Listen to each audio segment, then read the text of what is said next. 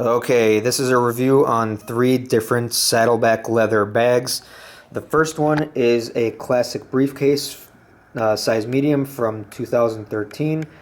The second one is also a classic briefcase, size medium, I think from 2008. And the third one is a rounded satchel from 2013, I think, size large. I want to begin with this one, and I actually want to just compare it to the other classic briefcase size medium from 2008-ish. Now, if the years are wrong, please correct me in the comments. But I want to talk about the differences, the main differences between the two. The most apparent difference is the color of the leather. This is dark coffee brown. This is also, I believe, dark coffee brown. But notice the difference in the leather on this one versus the leather on this one. The color of the leather on this one. This is very smooth. This is almost like a suede-ish. Not really, but it's a little bit, much softer than this one. The next apparent difference is the firmness of the leather. This dark coffee brown is much more firm than this one. I've had this one for 10 years and it's just now starting to break in. This one already feels like it's been broken in. And because this one is much softer than this one is much nicer to carry because it conforms to your body. This one is still stiff and it doesn't conform to your body as much. And it feels much heavier. Because it's more stiff, it feels much heavier. I think this one weighs about the same, 6 pounds-ish, but it doesn't feel as heavy because it conforms to your body. It's much more comfortable to carry. And let's begin with the breaking in of this bag. If I turn this sideways, notice that the bag has started to lean, which is fine. It's breaking in, and it's breaking in down here mostly. Notice how the leather is broken in just on this front flap. Besides the leather, the next set of differences includes the hardware. If you'll notice on this one, the attachment points, the rivets of the handle are made of, well, this one, it looks like aluminum to me. This one looks like it was brass or bronze or copper, maybe an alloy, I'm not sure, but this one looks like it's aluminum to me. These are all the same. The backpack strap loop is the same on this one as it is on this one. Even the D-rings, this is thicker than this. And you could probably even see it if I hold them both together. You notice how the one on the top is thicker than the one on the bottom. The way the shoulder strap is attached to the bag, this one is attached with this clip, and this one is attached like a dog leash. I don't know which one's better. This one's probably more secure than this one. I could imagine if this had a lot of weight in the bag, an excessive amount, this could potentially slip like that if the spring inside was not strong enough. The aesthetics, this has a 2-rivet design to hold the main closure, whereas this one has a branded kind of seal. Let's turn the bags around. You have a back pocket on this one. D-rings also on the bottom on the back. Let's turn this around as well. This also has a back pocket on the back. D-rings here and D-rings down there. this one doesn't even stand up, which is what I prefer. And I guess this one has 2 lines of stitching. This one only has 1 line of stitching. But overall, my preference is this bag over this bag. The leather is softer. I actually think it looks more rugged, which is my personal taste. It's easier to carry. And looking on the inside, this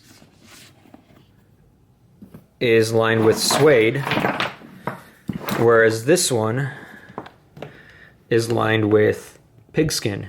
This is very smooth, and I think this pigskin, which is very stiff, contributes also to the rigidity of this bag.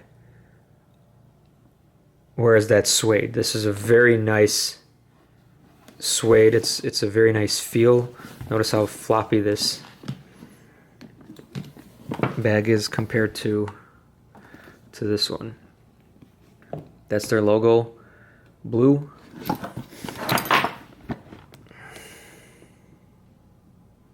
Two rows of stitching on the pockets. And no stitching on these pockets. Okay, we also have made in Mexico, 100% authentic leather, whereas this one doesn't say anything. 2 rows of stitching on the top are close together, versus on this one, they're much farther apart. The inner pockets, the side pockets, this is only big enough for a few pens on both sides. Whereas this one is big enough for a wallet on both sides. They both have the key ring, same design. But overall, this one feels like a nicer bag. It really does. This is going to take a long time to break in. The large rounded satchel. This is also a nice bag to carry. The leather color is different, obviously. Even though this came from around the same time as this, for some reason this is softer than this. And I can see this breaking in much faster than this one here. So the design of this, I think, is what's very appealing to me on this one. Because this one is so stiff, because of this divider being so rigid, it provides a lot of structure to the bag, and I think it prevents it from collapsing, which, again, is something that I prefer. I prefer a bag that conforms to the body, and because this middle divider is so thick and so stiff, it's going to take decades for this bag to become soft and supple and something that just feels like a worn-in bag. This one doesn't have that divider. Inside is just one pigskin lined, and even the pigskin is much softer on this one than the first dark coffee brown from 2013. Inside it's just one space. It has a pocket for a 13-inch MacBook Pro. It has the same size pockets on the gussets, both sides. It has the key ring, and it has a back pocket. I haven't used this as much,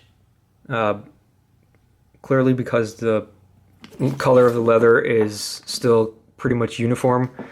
This kind of leather will form a patina pretty rapidly, but again, I think this one will conform to the body a little bit better. Side pockets.